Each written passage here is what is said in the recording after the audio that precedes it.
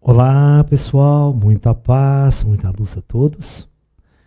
É com alegria que nós estamos começando mais esse nosso encontro aqui, esse bate-papo informal, onde nós vamos conversar, né, e tentar responder algumas perguntas de todos vocês, ok? Vamos começar com a primeira pergunta aí do público, né? Vamos lá. Professor, por que na antiguidade os povos tinham mais contato com os extraterrestres? Bem, isso não é tão verdade assim, tá? Existiam contatos, mas como diz, né, pero no mucho, né? Eram mais ou menos, né? E às vezes, né, o que precisa ver o que você chama de antiguidade, né? Você não pode confundir. Quando você assiste aí, vamos assim dizer, alienígenas do passado, no History Channel, quando eles vão ficar falando daquelas construções antigas, aquela não tem nada a ver diretamente, não são extraterrestres, é Atlântida. É o mundo avançado de Atlântida, é outro projeto planetário, tá? Que atingiram graus de elevação e transcendência. Então eles fizeram toda aquela tecnologia antiga, todas aquelas construções maravilhosas, tá? Quando você pensa agora em egípcio, judeu, toda a nossa civilização aqui, né? Os contatos e os auxílios dos extraterrestres, diretamente, assim, eles eram poucos, não eram também muito, não. Porque a lei do karma não permite tanta interferência direta de civilizações mais avançadas no desenvolvimento de nossa civilização. Tá? Eles só ficam de olho, observando, trabalhando no culto, de forma invisível. Né? Qualquer inferência dos extraterrestres é uma intervenção. Tá? E essa intervenção avançada, ela não pode acontecer todo dia diretamente. Né?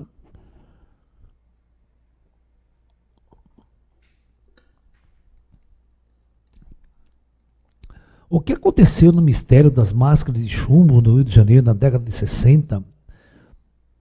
Olha, é um caso, para quem nunca ouviu falar disso, né, essa é uma casuística ufológica muito antiga, que encontraram pessoas mortas colocado máscara de chumbo e tal, né?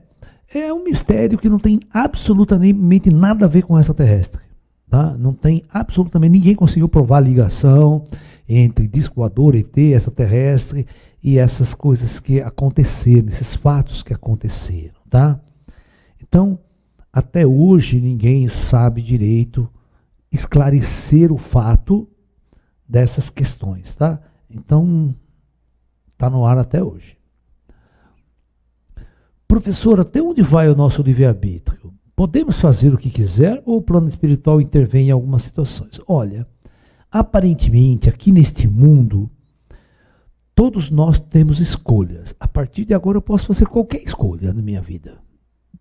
Eu posso decidir fazer qualquer coisa. Né? Desde que eu aguente as consequências, vamos assim dizer, né? Eu posso escolher seguir o caminho das trevas ou eu posso seguir o caminho da luz. Tá? Você tem essas escolhas. Né? Você pode resolver ser traficante, assassino, bandido, ladrão, político. Ou você pode escolher e buscar, né, trabalhar para a humanidade, trabalhar para ajudar as pessoas, para elevar a consciência das pessoas, ser um instrutor da humanidade. Né? Fazer coisas boas e buscar o seu desenvolvimento, estudar, elevar, crescer o tempo todo, buscar o conhecimento. Isso é uma escolha que você tem. Agora, você quer entender de livre-arbítrio? Vai para a Lua agora. Tá? Vai para Marte agora. Então, aí você já não pode, não adianta. Você tem limites. E esses limites foram impostos a todos nós. Nós estamos presos no planeta Terra. Tá? Então, nosso grau de liberdade, né, ele é muito pequeno. Antigamente a gente não voava. Certo? A gente começou a voar faz pouco tempo. Certo? A alçar a liberdade de voo através dos nossos aviões, da nossa tecnologia e tal. Mas quanto tempo demorou para o homem alçar voo ao espaço? E agora ir para a Lua, ir para outros lugares, está entendendo? E é uma tarefa muito difícil. Então, veja bem, tudo que nós queremos, nós temos que conquistar. Tudo são conquistas. Tudo faz parte de um trabalho de crescimento, de compreensão, de entendimento. Mas nós estamos profundamente limitados aqui naquilo que nós chamamos de capacidade operacional dentro de certas questões. Tá? Por exemplo, você quer ver que interessante? Uma pessoa fica doente, uma pessoa pega um câncer. Às vezes praticamente ninguém cura. Né? Cadê o seu livre-arbítrio? Vai lá, cura. Então você está sujeito a regras, você está sujeito a leis e você não consegue fugir delas. Você quer ver uma coisa que ninguém consegue escapar? A morte.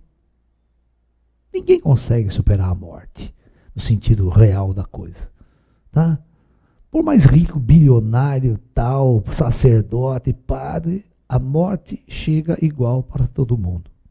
Ok? Então pensa bem nisso. No Brasil, existe uma colônia astral que tem uma função de gerenciamento de almas que encarnam e desencarnam por todo o planeta. O Brasil realmente tem esse papel no projeto atual? Não é bem assim, não, tá? Não é bem assim. Cada região do planeta, né, em termos de cidades astrais também, tem o seu controle operacional. Né?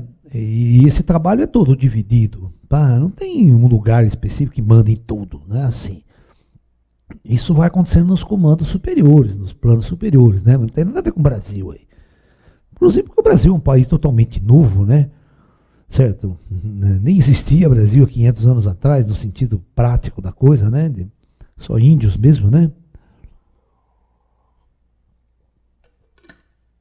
Então, na verdade, né, nunca queira se colocar numa posição melhor que os outros, tá? Ou central, né? Isso é um erro que todo mundo tenta fazer, né? E é um erro grave quando se faz isso. Professor, cirurgias estéticas podem trazer algum karma para quem o faz? Até que ponto nosso livre-arbítrio pode interferir em nosso corpo? Veja bem, até aí, né, dependendo do que é feito, pode ser uma coisa muito boa, pode ser um up para a pessoa, uma mudança de personalidade dela, porque ela tem às vezes um problema físico que a incomoda muito, e aí uma cirurgia plástica, uma intervenção pode ajudar muito, né? Isso não tem nada de ruim, você está mexendo na roupa, você está mexendo no corpo, né? E isso, porque a nossa medicina hoje tem capacidade de fazer isso. Então isso é um presente que o plano astral nos dá, que o plano superior nos dá. Quando a medicina cresce e avança, nós temos remédios, nós temos tecnologia para fazer certas coisas, isso são presentes do alto. Tudo tem que ser feito com sabedoria, não vamos exagerar também, né? Tem pessoas que a gente vê com plástica totalmente desnecessária, né? Mas é por aí, não tem problema não. Vamos lá, Ju. A percepção de tempo no astral passa como na Terra? Olha, você falou uma coisa interessante aí. Percepção. Isso é uma pergunta que eu tenho, que as pessoas me fazem todo o tempo. Todo o tempo. E eu vou agora gastar um pouco mais de tempo para esclarecer essa dúvida para todos vocês, que é muito importante essa questão, tá? Deixa eu colocar minha negrinha aqui. Minha filhota. Né? Vamos na louça. Vamos na louça. Eu vou desenhar aqui o planeta Terra. Ok. Tá? Vou tentar até fazer um exagero de escala, né? Aqui nós temos o eixo de rotação da Terra, tá? Ok? A Terra tem uma velocidade angular, né? E tem um período de rotação, né, de uma volta a cada 24 horas, né? É uma volta por dia, né? Ou seja, ou se a gente for ver isso aqui seria frequência, não seria nem período, tá errado isso aqui, né? Então, a frequência da Terra é uma volta por dia ou uma volta a cada 24 horas, né? Você está entendendo? Então, o período de rotação da Terra é 24 horas, tempo que ela gasta para dar uma volta em torno de si mesmo. Tá? Muito bem, agora, então, qualquer ponto do planeta, isso é muito importante que vocês entendam, qualquer ponto do nosso planeta, tá? Não importa onde você esteja, a velocidade angular é a mesma para todos os pontos do planeta. Portanto, em cada ponto que você esteja, o tempo que a Terra demora para dar uma volta em torno de si mesmo é 24 horas. Então, ok? O ômega é constante. Muito bem. Agora eu vou desenhar aqui, eu vou fazer um desenho, presta atenção, da superfície das cidades astrais. Tá? As cidades astrais começam mais ou menos a 400 e poucos quilômetros de altura. A primeira superfície, onde está o penumbral. Tá? Então, lá vai eu vou desenhar para vocês aqui. Ó.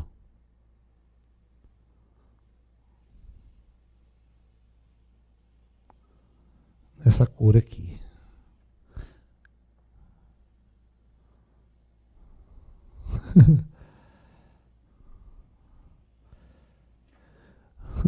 Vocês perceberam que não mudou absolutamente nada? Né? Em termos de proporção, quase nem aparece aí a altura. E se for ver, nem dá para aparecer a altura nenhuma, porque esse é o meu círculo que eu fiz, 400 quilômetros para uma esfera de 40 mil quilômetros, não dá nada de diferença, nem vai notar. Então, eu quero que vocês entendam que se aqui o tempo passa, qualquer cidade astral que esteja aqui, ó, qual o período dela? O mesmo. A cidade astral está presa na massa física da Terra. Então, da mesma forma que a Terra gira, o Brasil gira, o Sol aparentemente passa, a cidade astral, o Sol vai passar e vai se pôr também. Ok? Não vai mudar nada. Por isso que fisicamente, matematicamente, o tempo é o mesmo. Agora, percepção de tempo é outra história. Tem gente que está lá, o tempo não passa, meu Deus do céu, ainda são 3 horas da tarde. Mas alguma coisa para você fazer, o tempo passa depressa. Principalmente se você estiver fazendo uma coisa muito boa, muito gostosa, tal. Aí você não vê o tempo passar, parece que passa tão rápido, né? Então é assim, tá? Vai acabar com essa discussão de que no astral o tempo passa diferente daqui, porque é uma bobagem, não passa. As pessoas que falam isso nunca estudaram matemática do tempo, não estudaram nada disso, eles não sabem nada disso. E se o espírito falar isso para você, é uma bobagem, o espírito não sabe das coisas. Professor, segundo alguns espíritas, nascemos programados para algumas coisas, como trabalho, cônjuge, filhos. Isso é verdade? Não, a gente faz tudo isso por burrice, tá? Não tem essa programação, não, tá? Agora, existe um modelo no planeta, um modelo arquetípico. Você entra numa sociedade, desde criança, você, sua mãe, teu pai, vai te traduzindo, te formando para você casar, ter filho, arrumar trabalho, né? Ver essa vida de androide que eu falo, essa matemática do androide, né? Dessa programação do androide, aí é outra história. Tá? Aí é outra história. Então, o seu livre-arbítrio, no seu livre-arbítrio, você pode tomar qualquer decisão. Você pode mudar o seu trabalho, você pode mudar seu destino, você pode preferir nunca casar na vida. Eu, por exemplo, tomei a minha decisão. Eu nunca casei e nunca tive filhos. Eu só tenho meus 20 e tantos gatos aqui, meu bando de cachorro lá no sítio, essa é minha fiarada. Você está entendendo? Você pode tomar as decisões, você não é... Os espíritos não vêm aqui programas, então você toma decisão a qualquer momento da sua vida. Você está me entendendo? Não existem essas regras aí. Você está entendendo? Vamos lá. Como perder o medo de fazer a primeira projeção astral? Eu pergunto, na nossa vida, aqui na nossa jornada pela vida, nós passamos por sempre, primeiras vezes, num monte de coisa, né? Nós perdemos a virgindade pela primeira vez, sabe? Nós vamos fazer o vestibular, entrar na faculdade, toda aquela tensão, aquele nervosismo, né? A gente estudou pra caramba, quem fez vestibular difícil, né? Sabe o que eu tô falando? Você tá entendendo? para entrar numa Unicamp, entrar numa USP, entrar nas faculdades aqui, tem trocentas concorrentes, né? Aqueles vestibulares difíceis, que você tinha que fazer aquele cursinho, estudando muito mesmo para passar, né? Então, tudo tem uma primeira vez, cara. Né? E depois que você vive bastante, mais a primeira sempre é dificultosa, sempre nos traz medo, mas a gente tem que ser corajoso, né? Nós temos que ir lá, certo? Nós temos que ir lá. Os astronautas nunca tinham pisado na Lua, mas vamos lá, vamos ver como é que é esse negócio. Eu arrisco até minha vida, porque andar naquela carroça espacial é arriscar a vida, tá?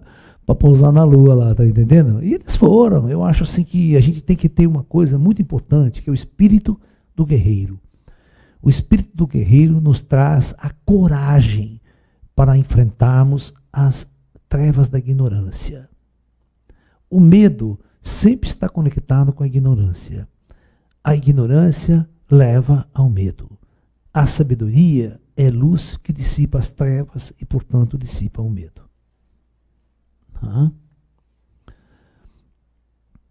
Professor, como é o estudo e o trabalho no plano espiritual? O aprendizado é mais fácil lá? Veja bem, é mais fácil.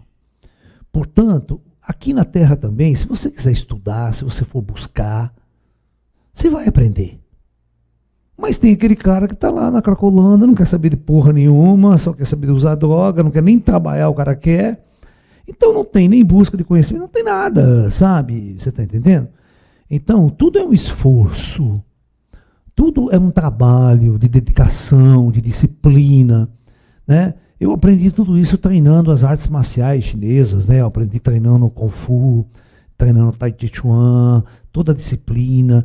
Apliquei isso no meu estudo de matemática, no meu estudo de física. Treinei isso estudando música também, praticando, tocando música, tocando bateria. Tudo você tem que aprender, você tem que se dedicar. As coisas não caem do céu, né? Nós na Terra, nós estamos aqui para construir. E no mundo espiritual não é diferente. No mundo espiritual não é absolutamente... O mundo espiritual é muito, mas muito parecido com o mundo aqui. Sabe? Aquele que busca, aquele que quer, aquele que trabalha, vai encontrar locais, vai encontrar instrutores, vai encontrar escolas e vai aprender. Tá? Professor, uma dúvida. Quando ajudamos alguém, de certa forma, estamos evitando que ela cumpra o seu karma? Não, não é bem assim. Não é bem assim. Nós somos uma sociedade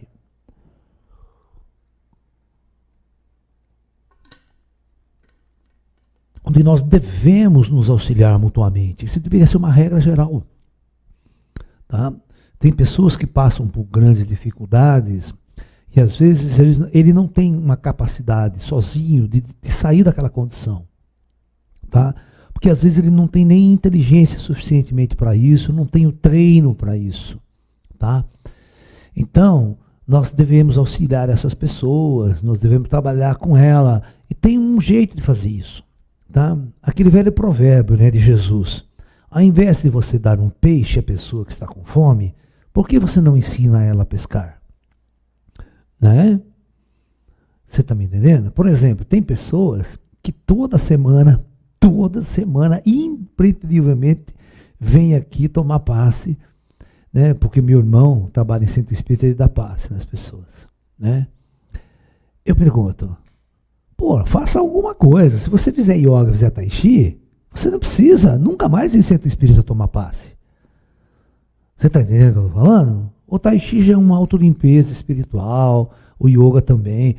Pô, agora você ficar dependendo dos outros, eu já sou um cara chato. Eu não fico dando passe em todo mundo toda semana, não. Mas de jeito nenhum. Eu falo, o negócio é o seguinte, você está com fome? Está com fome? Então eu vou ensinar você a conquistar o seu alimento. Eu sou dessa personalidade, desse tipo. Se você tem que dar, as pessoas têm que ter uma certa dignidade. Tá? Então elas podem ganhar o sustento dela, pode ser ajudada em uma série de situações para você devolver para ela e mostrar para ela a capacidade de autossuficiência que ela tem. Autossuficiência é uma coisa muito importante em nosso planeta. Né? Ah, eu preciso de um emprego, não tenho. Cara, o problema não é perder o emprego e te dar um emprego.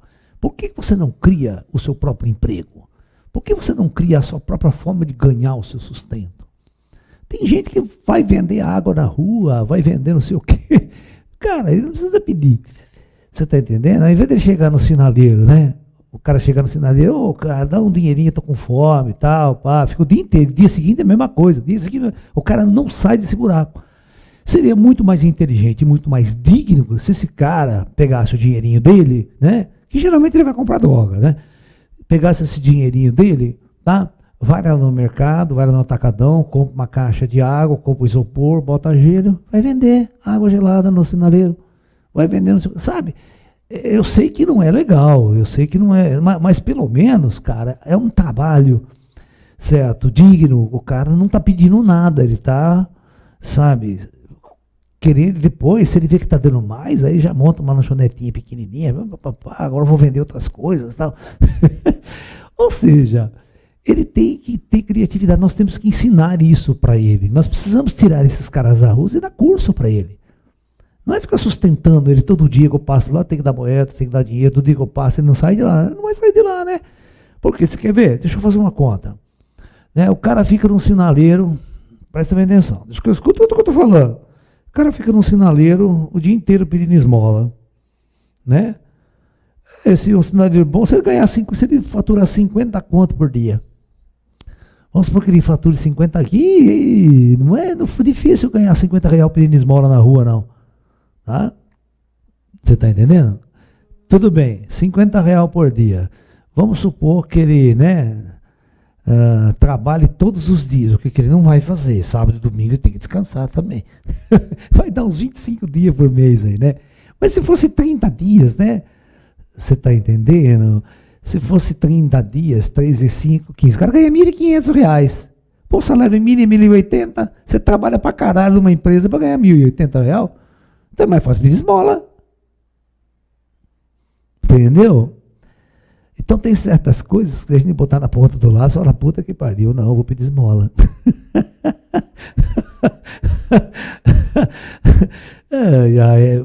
Mas a gente tem que elevar a dignidade das pessoas e fazer elas conquistarem a sua própria autossuficiência. Nós temos que ensiná-la a pescar e não dar peixe. Né? Quando um espírito que está no astral encarna, o que acontece lá? Ele morre lá ou simplesmente desaparece? Como é o processo encarnatório?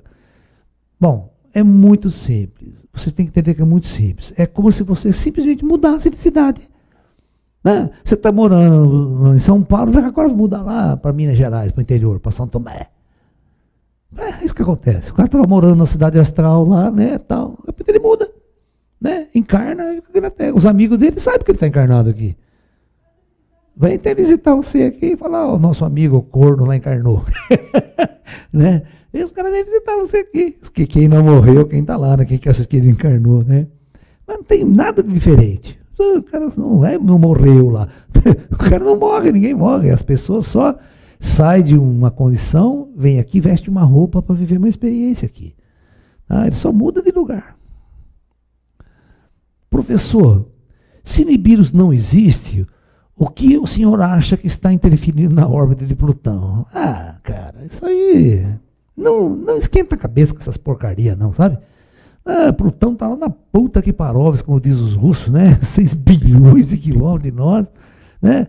Lá vai ter, deve ter. Os cientistas já estão calculando que tem um planeta muito grande, até do tamanho de Netuno, por exemplo. Ele é muito grande.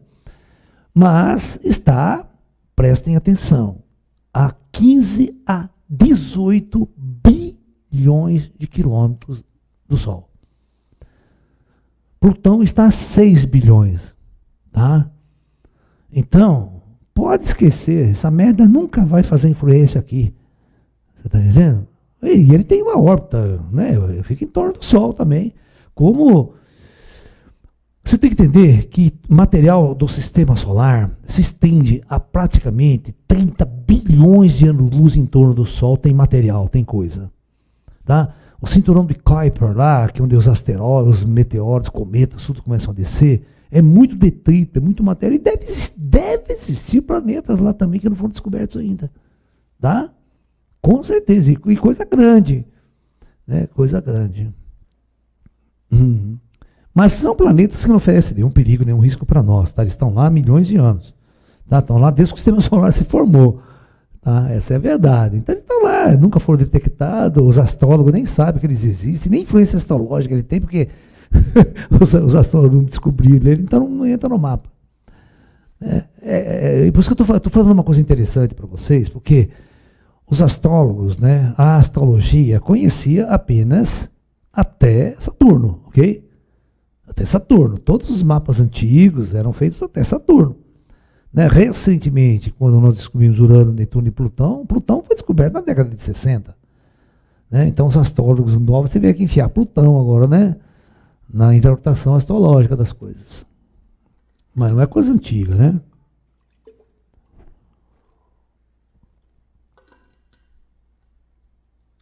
Professor, é necessário existir progresso e alta tecnologia para uma sociedade transcender? Não, de jeito nenhum. A transcendência espiritual não está ligada à tecnologia. Tá? Quantos e quantos mestres, monges nos mosteiros tibetanos, mosteiros Shaolin, né, em escolas iniciáticas do passado, atingiram grande elevação e grande ascensão. E não dependeram de tecnologia para isso. Tá? A volta para o interior da gente não depende de tecnologia. Tá? Meditar, tal. Se dependesse de tecnologia, seria uma puta sacanagem, né? Quando você bota o cara 2000 anos atrás, sem tecnologia, tem que esperar 2000 anos, 30 encarnações, até a tecnologia chegar para ele poder ascensionar. Não, esquece, isso não é assim. Tecnologia é uma facilidade que os caras dão para nós. E não devia dar, porque quando dá, dá essa merda que vocês estão vendo aí, né? Os caras escravizam muito mais a gente, né? Né? Os animais que estão morrendo queimados na Amazônia e Pantanal, neste momento, é que cumpriram o seu ciclo na Terra?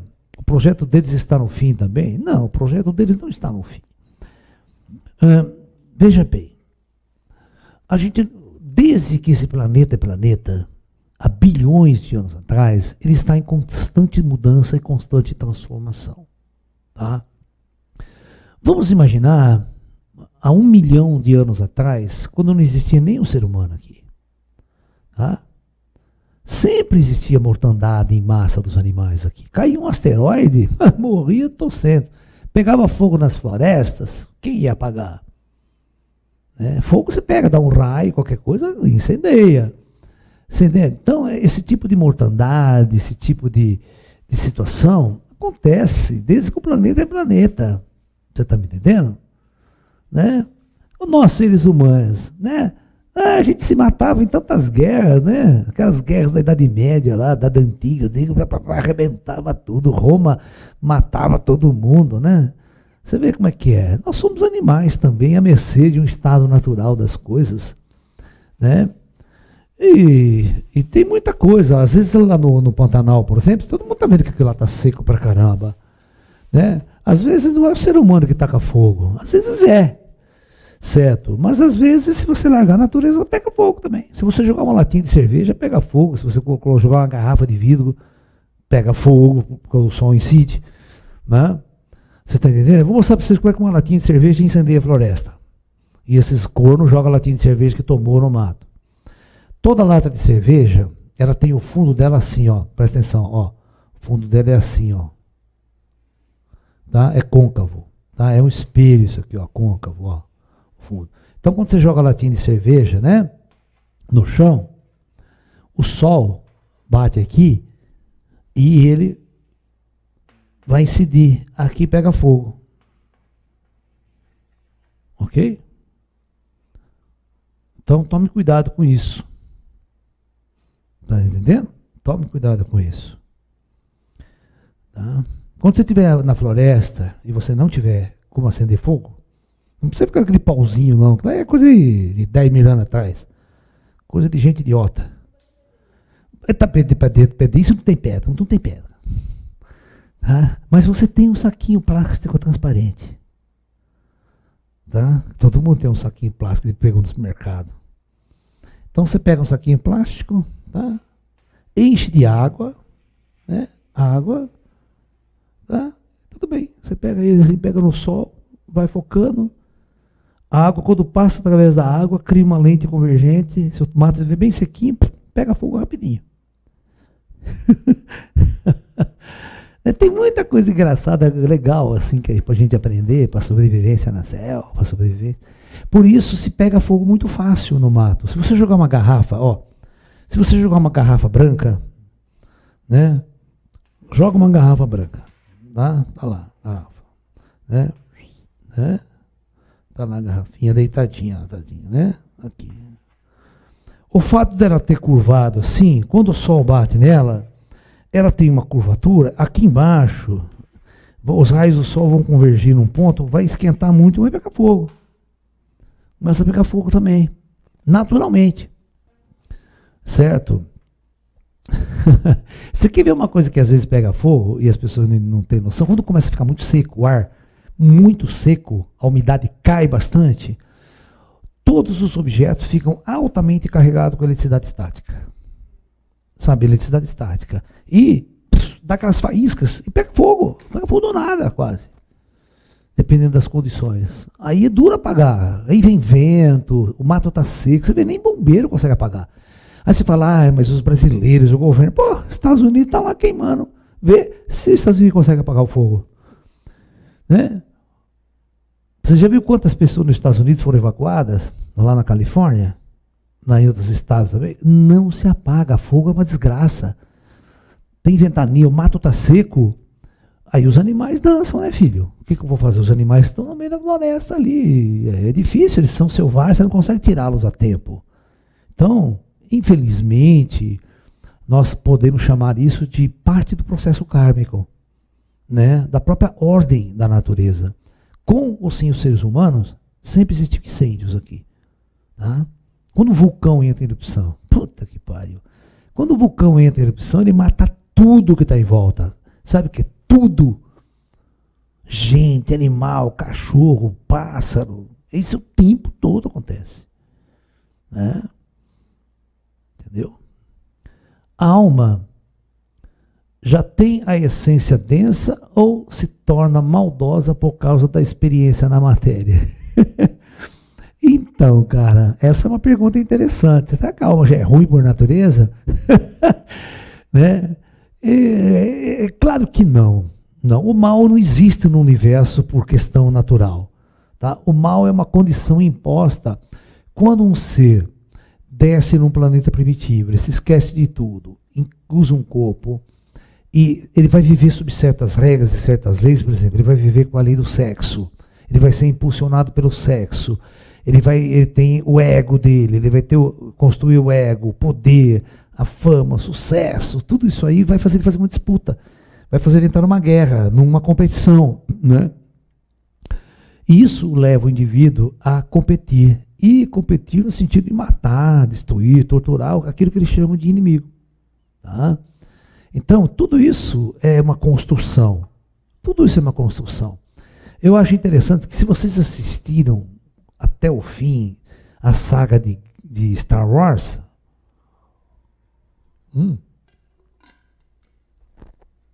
vocês vão entender a mensagem do escritor.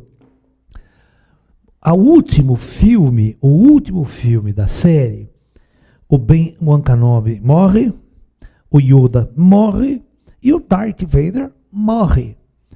E o final de tudo, que depois da morte, no corpo espiritual, a última cena do filme, você vai ver os três juntos, de braços dados, lá do outro lado, superando a dualidade que se chama o lado negro e o lado branco da força.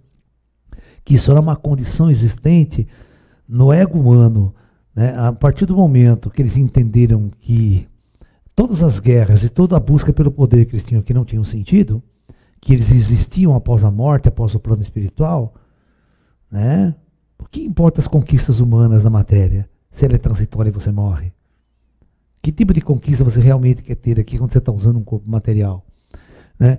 Então, a verdade final é que essa dualidade foi transcendida no final do filme. Tá? Isso é importante. E feliz e inteligente, aquele que enxerga isso antes de morrer. Aquele que em vida vive e entende essa consciência, não vai fazer tanta merda na jornada. Tá? Esse é o ponto-chave da questão. Vamos lá. Professor, a hora e maneira de nossa morte está sempre planejada pelos mestres kármicos ou pode acontecer por acaso? Geralmente não acontece por acaso. Tá? Mas, deixa eu explicar uma coisa. Você pode fazer bobagem, você pode fazer besteira e você pode achar essa morte antes daquilo que estava planejado para você. Sabe? É só você começar a fazer merda, começar a fazer besteira, pega o carro, sai a 200 por hora e vai encher a cara, vou lá, só para mostrar para a namoradinha, moedinha do lado. Ah, meu filho, isso pro nosso não perdoa não, tá? Leva você mais cedo mesmo, tá? Ok? Não é assim. Então, não faça besteira. Cuide do seu corpo, não arrisque sua vida. Não há necessidade nenhuma de arriscar sua vida. Certo? Agora, se você começa a fazer merda, se você começa a fazer um monte de porcaria aí, você está dando mole ao azar, como diz. Né? Professor, o senhor concorda com a física descrita pelo ET no livro de Dinos Crespedon, Viagem no Disco Voador? Olha, posso falar uma verdade? Faz tanto tempo que eu li esse livro que eu não lembro direito o que ele disse lá, cara. Eu li esse livro, cara, na década de 80. Sabe? Então, por favor, se você puder dar um toque aí, né? Que física que ele estava falando, dar um resuminho, talvez eu consiga puxar pela memória. Porque há pessoas que se apaixonam rápido por certas pessoas e outras não? Seria um encontro de almas? Não, nada a ver. Isso é tudo bobagem, esse negócio. As pessoas se apaixonam por outras porque tá vazia por dentro, tá? É um problema psicológico. Ela precisa se grudar em alguém para se sentir feliz, para se sentir realizada, porque ela não consegue ser feliz por si só. Então as pessoas ficam procurando nos outros aquilo que elas não têm. É como se fosse, eu preciso minha alma gêmea, completar a minha vida. Não precisa bosta nenhuma. Isso aí é um jogo arquetipal que enfiaram na tua cabeça, tá? E paixão é doença. Você ficou apaixonado, você está doente, tá? Paixão é uma doença, tá? Não vai confundir amor com paixão, que são duas coisas completamente diferentes, tá? Entendeu? Então, vamos com calma nisso daí. Que... Estou fazendo a técnica Carran. Tenho 13 anos. Nossa, você é muito menino. Não sei se menino ou menina, desculpe. Tenho 13 anos e minha família, quando vê eu praticando, ri na minha cara. E isso me desmotiva muito. Como posso tirar a motivação do meu interior? A primeira coisa importante é você não ligar para os seus pais. É começar a acreditar em você. Se você curte isso, se você gosta disso, tá?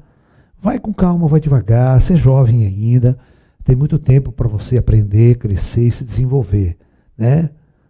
Se seu pai dá risada de você, pode ter certeza que seu pai, não vou falar o termo certo aqui, porque eles não iriam gostar. Né? Seus pais devem ser bons ignorantes nessa área, né? Senão eles teriam te orientado muito melhor e praticava junto com você, viu? Tá? Laércio, me diz o que fazer. Minha vida sempre foi controlada por meu marido e nunca me deixou ir para fazer algo a respeito de espiritualidade. Tenho agora 64 anos. Por onde começar? Simples, vamos começar pelo começo, né? Comece a praticar. O importante é praticar, não é só ficar lendo livro e tal, né? Então, procure uma escola de yoga, uma escola de tai chi, uma escola que vai te ensinar meditação, vai mudar a tua vibração, a tua energia. E ao mesmo tempo que você faz essas práticas físicas e corporais, você vai procurar, então, estudar, você vai procurar ler livros, assistir palestras, assistir cursos, né? Ir até em centros espíritas, sabe? Isso é muito importante, essa jornada de busca, essa jornada de pesquisa, essa jornada de compreensão, tá? Você vai estudar budismo, vai estudar taoísmo, né? Vai estudar um monte de coisas que são importantes, tá? Vai com calma, nunca é tarde para a gente começar, né? Né?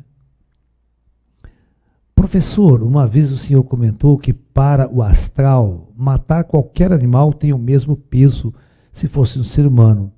Então, matar baratas, pernilongos tem o mesmo peso também? Não, veja bem, não é assim que funciona. Senão, né, vamos fazer a seguinte conotação, né? Você, quando você está andando na rua, ou você entra no mato, quantas formigas você acha que você não mata só pisando? Que você não vê, não sabe que está pisando. Ok? Vamos supor que descesse um disco voador. Né? A hora que ele pousa, ele vai matar a formiga, vai matar a barata que estiver por perto, vai matar. Né? Senão vai chegar um momento que nem bactéria já quer matar. Né? Aí eu vou fazer uma pergunta: você está afim de cultivar coronavírus em casa, né, com carinho e amor, ou você está afim de matar o filho da puta? Que está te agredindo, que está te matando. Né? O lance na nossa vida aqui é uma disputa de espaço, né? Quando um invade o espaço do outro, tem guerra, né? Você está lá dormindo, belo, tranquilo, aí vem, vai dar puta no pernilongo, você já dá porrada no descansado, né? Ou você abre a boquinha dele e espirra veneno dentro, né? Porque só assim que os venenos funcionam. Esse veneno fabricado, os mosquitos já estão baratos nele, né? Né? Então, existe uma certa ordem aí, né? Quando você tem um espaço, esse espaço não pode ser invadido por certas outras espécies que podem prejudicar, trazendo doença, trazendo isso. Isso é uma questão de consciência também, de autodefesa minha, dos meus filhos, das minhas coisas, limpeza, asseio, tá? Então, é assim que funciona, infelizmente, nós estamos num mundo assim, né?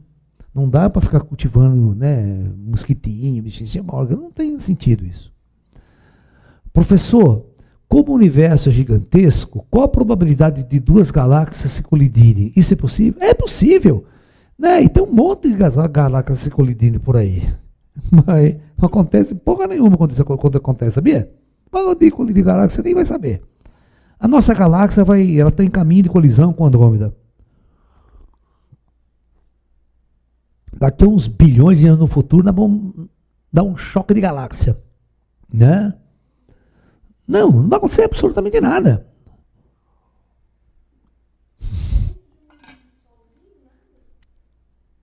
A probabilidade é zero de duas estrelas ou dois planetas, de duas galáxias colidirem. Isso, passa por dentro. Eu vou fazer o seguinte, presta atenção. Eu vou dar um exemplo para você entender o que é um choque de galáxia. Tá? Imagine que lá em Ribeirão Preto, vou até ser mais inteligente, lá no Japão, né? E aqui no Brasil eu jogue uma bolinha e o japonês joga uma bolinha. Olha a distância que nós estamos. Qual a probabilidade dessa bolinha se chocar uma com a outra? Então, assim funciona também quando uma galáxia for cruzar a outra. As distâncias que existem entre uma estrela e outra é tão grande, mas é tão grande, mas é tão grande, que a probabilidade de haver um choque entre elas é zero. Né? Interessante, né? Ninguém sabia disso, né? Existe alguma raça de ET que os próprios ETs entre si não conheçam? Não entendi, esqueci. ET que não conhece ET? Existe? Porra, você acha que os ETs conseguem conhecer vida em bilhões de galáxias? Também não. Existe um trabalho local, saca? É muito para a cabeça, é muita gente, muita raça, muita experiência que existe no universo como um todo. Então, todo mundo está aprendendo, está evoluindo, está aprendendo alguma coisa. Professor, esse vírus da Covid realmente foi criado em laboratório ou é consequência de ações humanas? Ou seria um instrumento de transição planetária? Bom, é cedo para responder certas coisas. Eu, na minha posição, eu jamais seria leviano em acusar acusar. Sabe? A China fez laboratório, soltar. Isso aí seria leviano da minha parte. Tá? Agora, existem teorias aí, né? Existem pessoas afirmando isso. Né? O próprio Trump acredita nisso. Né? Só que não tem certeza, porque se a certeza acontecer, dá uma encrenca, e principalmente se foi proposital. Vamos supor que se estavam cultivando um vírus, estudando um vírus, e ele vaza, alguém fica contaminado e vai embora para casa. No laboratório, isso pode acontecer, e ele não sabe, aí ele começa a passar para outras pessoas. Aí inicia-se uma pandemia. Então não foi uma coisa, vamos assim dizer, de propósito, foi um acidente, escapou, tal, né? Mas e se aquela velha história, não, de repente os caras fizeram cá e foram lá e saíram espalhando o vírus pelo mundo, tal, sabe? Entendeu? Eu não sou leviano a ponto de fazer essas acusações agora aqui, mesmo que o plano espiritual me desse alguma dica, eu não posso falar essas coisas. Tá? A gente tem que ter responsabilidade, o meio esotérico tem que ter responsabilidade e não sair falando qualquer coisa sem consequências. É complicado isso, tá? Então vamos aguardar. A verdade sempre vem à tona, mais cedo ou mais tarde. Bom, temos alguma missão nessa encarnação ou estamos aqui somente para curtir e aproveitar como pensa o mestre Osho? Ai, ai. Eu acho o seguinte, sabe? Eu acho o seguinte, tem muitas formas de você ver essa experiência nesse planeta. Tem muitas maneiras de você ver. Tá? Você pode ver, né, isso aqui como um grande parque de diversões, onde o espírito vem aqui simplesmente se divertir e viver todas as experiências que esse planeta pode oferecer. Tá?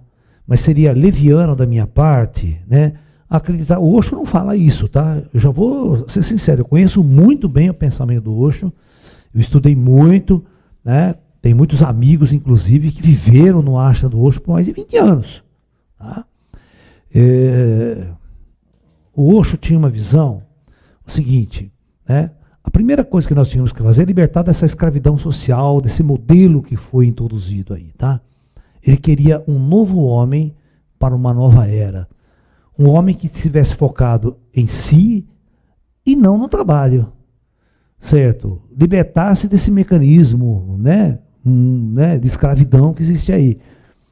Né? Mas não que nós aqui não teríamos, né, uma consciência do que estamos fazendo neste mundo.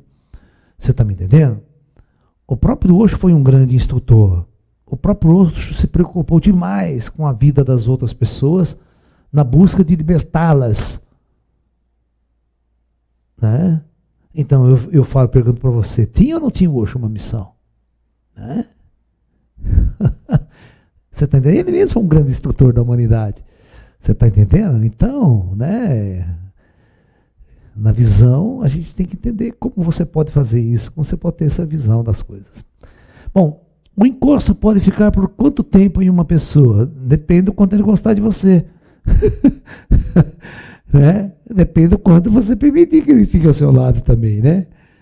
Porque é aquela velha frase, cada um tem o encosto que merece, né? Você atraiu, você conquistou o encosto, alguma coisa você fez para atrair esse encosto, né? Coisa boa não foi. Ninguém atrai encosto por fazer coisas boas, sabia disso? As pessoas só atraem encosto por fazer coisas erradas, né? E o que significa coisa errada? Coisa errada é sempre algo que prejudica uma outra pessoa. O teu encosto sempre é função de algo que você fez de errado para outras pessoas, no sentido de prejudicar uma outra pessoa. Né? Você se lembra do Divaldo, no próprio filme dele, ele mostra, né, aquele encosto que o perseguia, né, há anos, há séculos, né? E depois foi esclarecer um pouco mais lá na frente que aquele encosto, ele não conseguia se libertar daquele encosto. Né? Mas agora, por que aquele encosto o perseguia? O que ele queria? Aquele encosto dizia que ele era culpado. Veja bem, então, ele fez uma coisa errada também, certo? Por encosto. Não enquanto estava ali no pé dele. Ninguém fica 200, 300 anos infernizando a vida do outro se o cara foi bonzinho e não fez nada. Então a história foi que ele, lá atrás, ele provocou o suicídio desse indivíduo. E como você pode fazer isso? Né? Corneando ele. A história do filme não é bem contada, porque no filme o coisa não conta. A gente precisa perguntar para o Divaldo. Isso, Divaldo, o que você fez lá atrás para o cara? Eu não sei se tem algum livro do Divaldo que ele fala isso. Né? Porque ele tem tantos livros escritos, né? Ou em alguma palestra ele tenha dito isso que eu não saiba. Tá? Se vocês souberem, fala para mim. Tá? Vocês me contam a história aí. Porque provavelmente é coisa passional. Provavelmente, né, o Divaldo, naquela encarnação, teve alguma coisa com a mulher do cara. E o cara pode ter perdido a mulher para ele, né, e no desgosto, no desespero, o cara se suicidou. Então ele considera que o Divaldo foi o responsável pelo suicídio dele, né, por causar esse mal e tal, aquela coisa toda. Então eu não sei, eu estou só chutando, estou só chutando aí nesse ponto aí, tá? Mas, para mostrar para vocês e responder a pergunta que você me fez, que é o seguinte, né? Até quando o encosto fica ao teu lado? Até quando ele quiser, até quando ele achar que ele está vingado. Porque ele fica, porque ele quer, né, de alguma forma, né, resgatar aquele mal que você fez a ele. Ou não precisa ser a ele, pode ser algum amigo dele, algum parente dele. Vamos supor que você aqui faz um mal muito grande para uma pessoa. Aqui. Né? Você tem parentes dele no astral. Você tem pai dele que morreu. Você tem avó que morreu. Você tem alguém que morreu lá que pega as dores dele. E fica puto com você e vai em cima de você. Tá? Tem essa coisa também.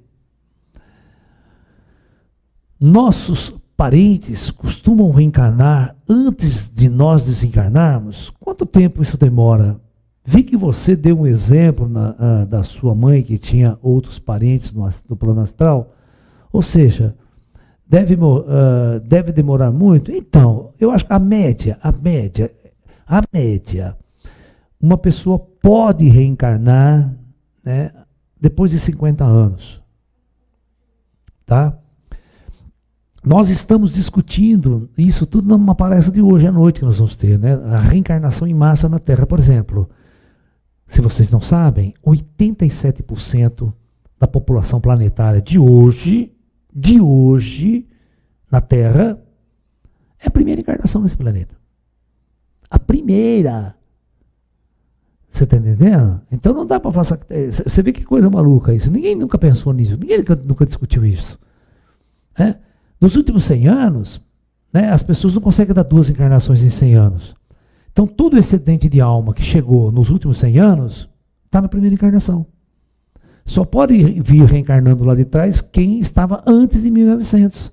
Que morreu lá atrás, pode reencarnar, e tudo bem, aí tudo bem. Mas, em média, uma pessoa pode dar, vamos supor que, só para uma média, né? Hoje já não é mais assim. A pessoa nasce, viveria 50 anos, morreria. Depois ficaria 50 anos no astral para depois voltar novamente a reencarnar. Hoje você percebe que as pessoas vivem 70 anos, 80 anos, né? Tem pessoa que vive até 100, é difícil, mas vive. Então, quanto tempo ela vai ficar no astral depois? Vamos supor que você morreu a tua mãe, morreu um parente seu. Faz quanto tempo? Faz 40 anos, 50 anos, você já morreu também. Né? Hoje em dia, pode até reencarnar. Né? Você pode até ter um neto que foi teu pai. Por que não? Né? Dependendo do espaço de tempo que isso acontece. Vamos supor, pode acontecer, por exemplo, eu tenho um pai, vamos supor, só um exemplo. Eu tinha 5 anos quando meu pai morreu. Certo? Eu tinha 5 anos quando meu pai morreu. Então eu vim, né? Vamos supor que com 25, 30 anos eu tenho um filho. Esse meu filho vai demorar mais 25 anos para nascer, então já deu 50. Aí ele tem um neto. Esse neto pode ser meu pai. Isso é possível. Né?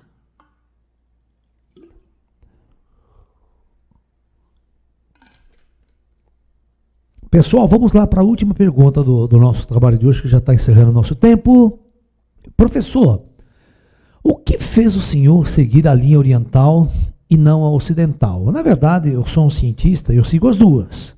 Todas as pessoas que me conhecem sabem que eu tenho toda uma prática, um estudo no orientalismo, né, como professor de Kung Fu, professor de Tai Chi Chuan, professor de filosofia oriental, meditação, medicina oriental, tudo. E no lado ocidental eu sou um físico. Eu estudei toda a ciência, toda a matemática, toda a filosofia ocidental, filosofia da ciência, tá? Então, e por isso eu tenho esse equilíbrio, né? Ciência e espiritualidade. Né? Tá bom. Professor, desde a infância sempre tive fascismo pelo nazismo. É foda, hein? Pode ser que eu seja uma encarnação de algum nazista? Pode. Porque não sei quantos anos você tem, né? Mas vamos supor que você morreu durante a Segunda Guerra Mundial, né? Você era um nazista, morreu durante a Segunda Guerra Mundial, né? Um radicalismo de, né? Um certo radicalismo filosófico, né? O nazismo tem uma série de coisas assim, né? Aquela época, praticamente o mundo inteiro, ninguém era democrático naquela época, sabe? Não tinha país democrático. Era uma máscara só, mas no fundo tudo era uma ditadura, sabe? Ditadura na Europa, ditadura na Rússia, ditadura não sei aonde, tudo era uma ditadura, né? Você está entendendo? De uma certa maneira infiltrada e mascarada por, né? Bom, mas é óbvio, se você tem uma simpatia, você tem uma conectividade, sabe? Então pode ser que você seja alguém, né, lá de trás, que traz esses arquétipos, né, até hoje, ok? Mas, pelo menos, evolua, né? Não fique lá no nazismo na Segunda Guerra Mundial, porque todo mundo sabe que é uma experiência que não deu certo, tá? Então não vai dar certo de novo, né? Não adianta querer ressuscitar o Quarto Reich, né? Ressuscitar o Quarto Reich é ótimo, né? Professor, os ETs também cometem erros? E se sim, quem os corrige? Eles mesmos. Né? Eu acho importante que vocês entendam, errar não é uma coisa ruim. O importante é você corrigir teu erro. Errar faz parte da experiência. Né? Você quer ver que interessante? Vocês sabiam, pouco se conta, né? Pouco se conta. Todo mundo fala do primeiro astronauta russo ir para o espaço, mas o do segundo ninguém fala. Né? Porque o segundo morreu no paraquedas, não abriu. Né? O foguete, o foguete foi tudo bem no espaço, uma maravilha, tal. A hora que entrou na atmosfera confortável, o paraquedas não abriu, ele arrebentou no chão. Né? Você está entendendo? O que significa isso? Significa que para nós alcançarmos, a gente vai errar muito. E às vezes esses erros são fatais. Né? Você vê a Challenger, não explodiu no voo, no lançamento, matando. Tinha 7 ou 9 astronautas, nem lembro agora. Entendeu? Então, a nossa vida é feita de acertos e erros. É claro que quanto mais a gente vai aperfeiçoando nossa ciência e tecnologia, a margem de erro vai caindo bastante, tá? Então, quando os ETs percebem, né, que cometeram algum erro, eles podem corrigir esse erro. Esse é o ponto-chave da questão. Beleza, então, pessoal? Muita luz a todos, muita paz. É sempre muito agradável passar essas horas aqui com todos vocês e poder aí colocar uma sementinha no coração de cada um de vocês para que essa semente possa brotar, possa germinar e lá na frente dar bons frutos, ok? Então, muita luz, namastê a todos.